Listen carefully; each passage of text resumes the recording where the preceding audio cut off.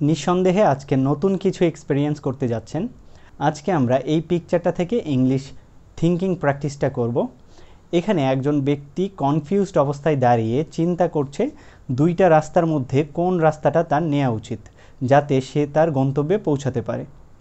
তো এই পিকচারটা থেকে একটা স্টোরি আপনার মাথায় আমি ইনপুট দিয়ে দিলাম, এবং এই স্টোরিটাকে কিভাবে আমরা ইংরেজিতে কনভার্ট করব, এই প্রসেসটা কি, সম্পূর্ণ বিষয়টাই আজকের ভিডিওর মূল আলোচনা। আপনি যখন আপনার থিঙ্কিং লেভেলটাকে আপ করবেন, তখন রিডিং, রাইটিং বা স্পিকিংয়ের মতো যেই স্কিলগুলো আছে সেগুলো আপনার আয়ত্তে চলে আসবে, কারণ এই স্কিলগুলোর সূচনাই হয় থিঙ্কিং থেকে। প্রথম স্টেপ হচ্ছে সাবজেক্ট ওরিয়েন্টেড থিঙ্কিংটাকে স্ট্রং করা, অর্থাৎ আপনি কোন বিষয়ে কথা বলতে চাচ্ছেন সেইটাকে আগে ফাইন্ড আউট করা। যেমন একটু আগেই আমি আপনাদেরকে যেই স্টোরিটা বললাম, সেখানে ম্যান হচ্ছে একটা সাবজেক্ট এবং টু ওয়ে, এই দুইটা রাস্তা হচ্ছে আমার আরেকটা সাবজেক্ট, এবং ডেস্টিনেশন যেটা এখানে ভিজিবল না সেইটা হচ্ছে আমার আরেকটা সাবজেক্ট, এবং এই তিনটা সাবজেক্ট বা বিষয়কে আমি কানেক্ট করে একটা স্টোরি তৈরি করেছি। এখানে সাবজেক্ট বলতে আমি গ্রামারের সাবজেক্ট বলছি না, এইটা হচ্ছে একটা বিষয় যার উপর আমরা কথা বলবো, ওই সেন্স থেকে আমি এটাকে সাবজেক্ট বলছি। তো সাবজেক্টগুলোকে যদি আমরা ইংরেজিতে কনভার্ট করে লিখি তাহলে লিখতে পারি ম্যান, এবং এই ম্যানকে আমরা একটা প্রোনাউন হি দিয়েও কিন্তু প্রকাশ করতে পারি। তো ম্যান বা হি হচ্ছে আমার প্রথম সাবজেক্ট। দ্বিতীয়টা হচ্ছে ওয়েস বা ওয়ে, এবং এটার প্রোনাউন হিসেবে আমি ওয়ান নিতে চাই। কেন নিচ্ছি সেটা একটু পরেই আপনারা বুঝতে পারবেন। এবং আমার তৃতীয় সাবজেক্টটা হচ্ছে ডেস্টিনেশন। তো এই ডেস্টিনেশনের কোনো প্রোনাউন আমি নেব না, সেইটাও পরবর্তীতে আপনারা বুঝতে পারবেন কী জন্য আমি নেইনি। তো এই তিনটা সাবজেক্ট আমি প্রথমে আইডেন্টিফাই করলাম।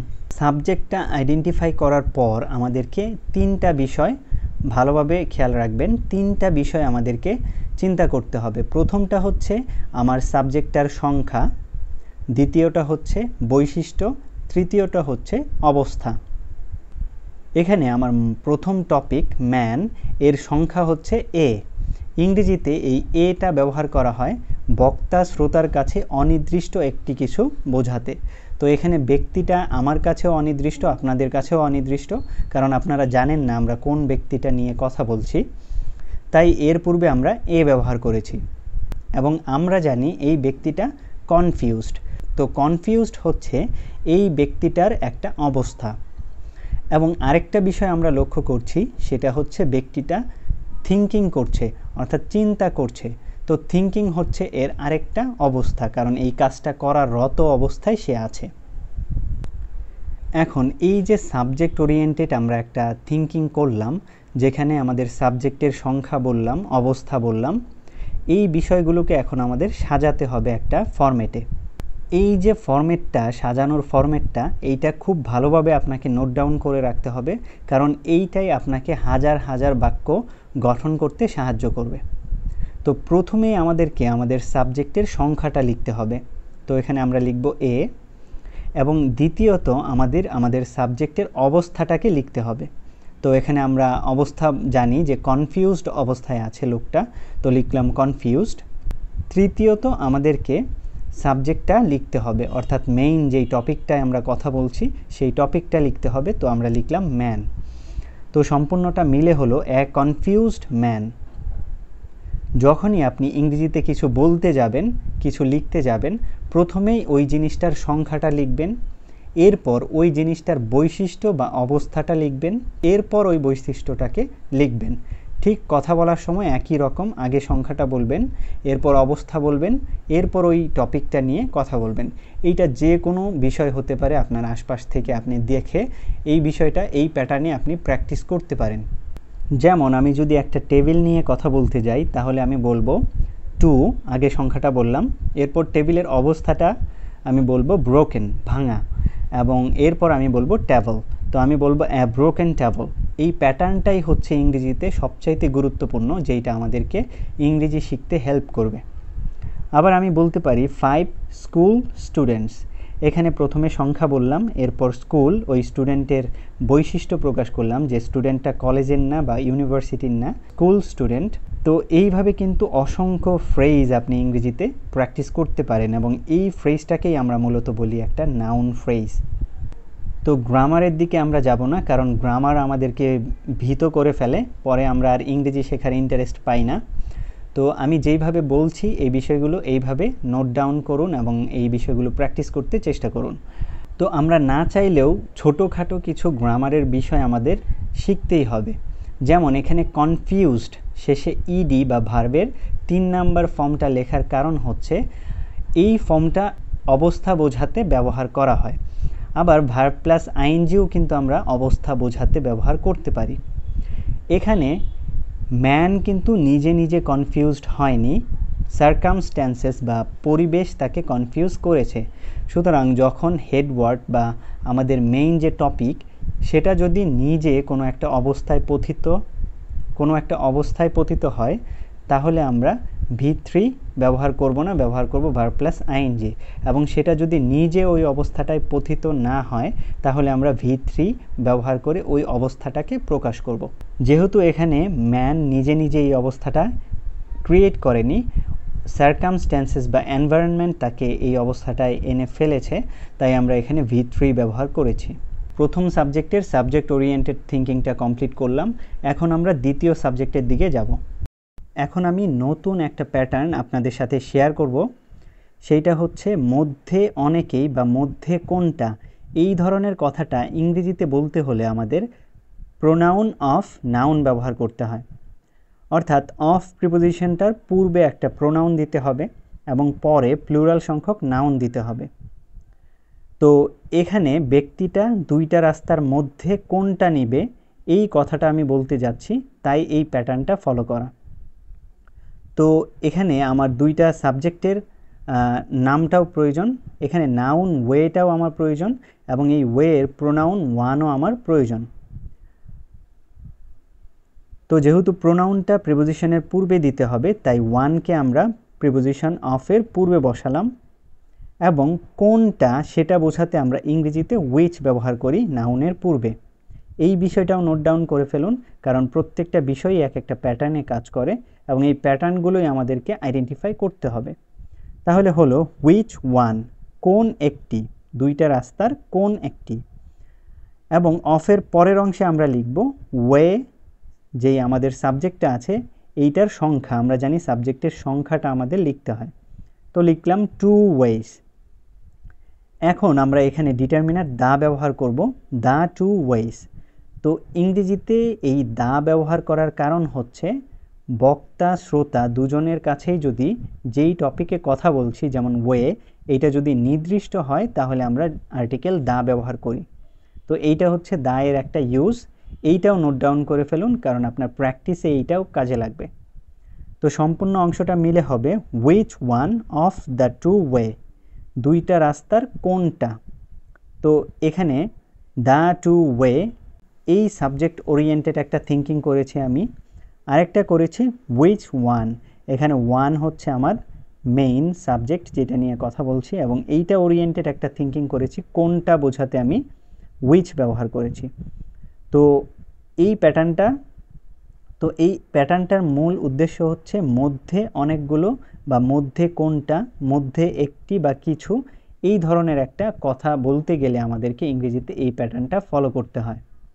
যেমন সাম অফ মাই ফ্রেন্ডস, আমার বন্ধুদের মধ্যে কিছু, তো মধ্যে কিছু বোঝাতেই এই প্যাটার্নটা ফলো করব।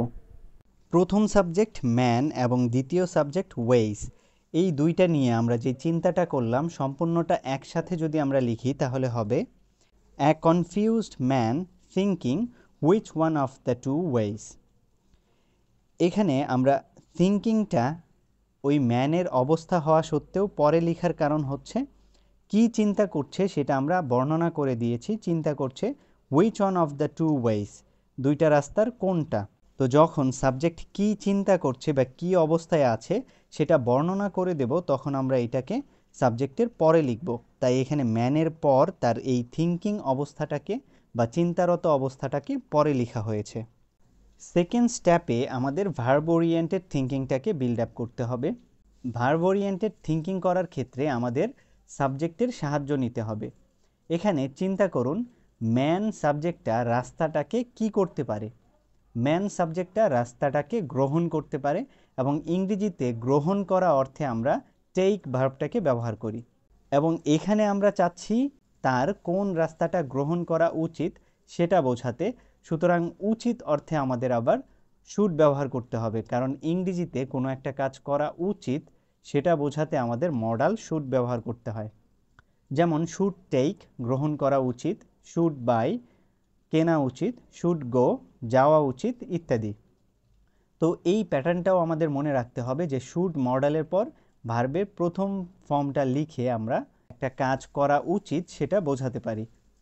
আরেকটা বিষয় আমাদের মনে রাখতে হবে যে ইংরেজিতে আমরা যখনই একটা ভার্ব শিখব, তিনটা ফর্ম যেমন প্রেজেন্ট বা বেস ফর্ম টেক এবং পাস্ট ফর্ম টুক, পাস্ট পার্টিসিপল টেকেন, এই ফর্মগুলোর পাশাপাশি আমরা নন ফিনিট ফর্মগুলোও শিখব। যেমন টেকিং, এটা হচ্ছে প্রেজেন্ট পার্টিসিপল, টু টেক এটা হচ্ছে ইনফিনিটিভ, এবং টু হ্যাভ টেকেন এটা হচ্ছে পারফেক্ট ইনফিনিটিভ।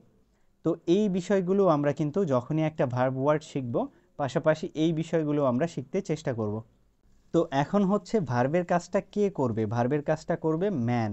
তো যে ভার্বের কাজটা করবে তাকে ভার্বের পূর্বে লিখতে হবে। যেহেতু আমরা দ্বিতীয়বারের মতো ম্যানকে ব্যবহার করছি, তাই তার প্রোনাউন ফর্মটা আমাদের ব্যবহার করতে হবে। তো আমরা লিখব হি শুড টেক, তার গ্রহণ করা উচিত। তো সম্পূর্ণ অংশটা যদি আমরা একসাথে করি তাহলে হবে A confused man thinking which one of the two ways he should take. এখন এই ম্যান ব্যক্তিটা রাস্তাটা গ্রহণ করবে তার গন্তব্যে পৌঁছানোর উদ্দেশ্যে। গ্রহণটা করবে কি উদ্দেশ্যে, সেই উদ্দেশ্য বোঝাতে ইংরেজিতে আমরা ইন অর্ডার টু ব্যবহার করি। তো he should take in order to, এরপর লিখতে হবে কোন কাজটা করার উদ্দেশ্যে, সেটা ইন অর্ডার টু উদ্দেশ্যটার পর বেস ফর্মে, অর্থাৎ প্রথম যেই ভার্বের ফর্মটা থাকে সেইটা দিয়ে লিখতে হবে। যেমন ইন অর্ডার টু রিচ, পৌঁছানোর উদ্দেশ্যে। তো কোথায় পৌঁছাবে? ডেস্টিনেশনে। এখন ডেস্টিনেশনটা কার সেটা আমরা বোঝাতে এখানে হিজ ব্যবহার করব, হিজ ডেস্টিনেশন। এইখানে আরেকটা পয়েন্ট আমাদের সামনে আসলো, সেটা হচ্ছে কোনো একটা কিছু, ব্যক্তি, বস্তু বা যে কোনো কিছুই হতে পারে, কার সেটা বোঝাতে আমরা কিছু ডিটারমিনার ব্যবহার করি যাদেরকে বলা হয় পসেসিভ ডিটারমিনার, যেমন my, his, their, her, our, its. এই ডিটারমিনারগুলোর মাধ্যমে আমরা বোঝাই কোনো ব্যক্তি, বস্তু বা ইত্যাদি কার। যেমন মাই হাউস, আমার বাড়ি, হিজ ফ্রেন্ডস, তার বন্ধুরা, দেয়ার প্যারেন্টস, তাদের মাতা পিতা, হার পেন, তার কলম, আওয়ার ফ্রেন্ডস, আমাদের বন্ধুরা, ইটস ওয়ার্ক, এটার কাজ। এইভাবে আমরা এই পার্সোনাল এই পসেসিভ ডিটারমিনারগুলোকে ব্যবহার করে থাকি। তো এখানে ডেস্টিনেশনটা হচ্ছে এই ম্যান নামক ব্যক্তিটার, এবং পুরুষের কোনো কিছু বোঝাতে আমরা হিজ পসেসিভ ডিটারমিনারটা ব্যবহার করি। তাই এখানে লিখলাম হিজ ডেস্টিনেশন। এবং মনে রাখতে হবে ডিটারমিনার সবসময় ডেস্টিনেশনের মতো যেই সাবজেক্টগুলো আছে তাদের পূর্বে বসাতে হবে। এখানে প্রত্যেকটা ক্ষেত্রেই দেখবেন যে ডিটারমিনারটা একটা নাউনের পূর্বে বসিয়েছি আমরা। সম্পূর্ণ বিষয়টা যদি আরও একবার রিভিশন দেই, তাহলে প্রথমেই আমরা সাবজেক্ট আইডেন্টিফাই করেছি ম্যান, ওয়ে এবং ডেস্টিনেশন। এরপর ম্যানকে কেন্দ্র করে আমরা চিন্তা করেছি ম্যানের সংখ্যা কত, সেটা আমরা এই ডিটারমিনারটা দিয়ে প্রকাশ করেছি। দ্বিতীয়ত আমরা ম্যানের দুইটা অবস্থা আইডেন্টিফাই করেছি, একটা হচ্ছে কনফিউজড, দ্বিতীয়টা হচ্ছে থিঙ্কিং। এবং কনফিউজড পূর্বে লেখার কারণ হচ্ছে কনফিউজড নিয়ে আমরা আর অতিরিক্ত কিছু লিখিনি, এবং থিঙ্কিংটা পরে লেখার কারণ হচ্ছে থিঙ্কিং নিয়ে আমরা আরও অতিরিক্ত বর্ণনা দিয়েছি যে তিনি চিন্তাটা কি বিষয়ে করছে, তাই আমরা থিঙ্কিংটাকে পরে লিখেছি। তো এরপর আমরা মধ্যে কোনটা সেটা বোঝাতে আমরা ওয়ে নিয়েছি, এবং ওয়ের প্রোনাউন ফর্ম ওয়ান নিয়েছি। এবং আমরা তো আগেই জেনেছি যে মধ্যে একটি বা মধ্যে কিছু, এই ধরনের বোঝাতে আমাদেরকে পূর্বে একটা প্রোনাউন এবং অফের পর একটা নাউন বসিয়ে এইটা প্রকাশ করতে হয়। তো এই স্ট্রাকচারে এইটা আমরা কমপ্লিট করেছি। এরপর ভার্ব ওরিয়েন্টেড থিঙ্কিং করেছি, এবং ইন অর্ডার টু উদ্দেশ্য বোঝাতে ব্যবহার করি, এরপর একটা ভার্ব লিখতে হয়, এবং বেস ফর্মে এই স্ট্রাকচারটা মনে রাখতে হবে। শুড টেক, কোনো কিছু করা উচিত, এইটা মনে রাখতে হবে, এবং কোনো কিছু কার সেটা বোঝাতে আমরা ডিটারমিনার প্লাস নাউন ব্যবহার করি, পসেসিভ ডিটারমিনার প্লাস নাউন, এই বিষয়টা মনে রাখতে হবে। এবং এই বিষয়গুলো একত্রে আপনাকে বেশি বেশি প্র্যাকটিস করতে হবে, তাহলে গ্রামার ছাড়াই আপনি চিন্তা করতে শিখবেন।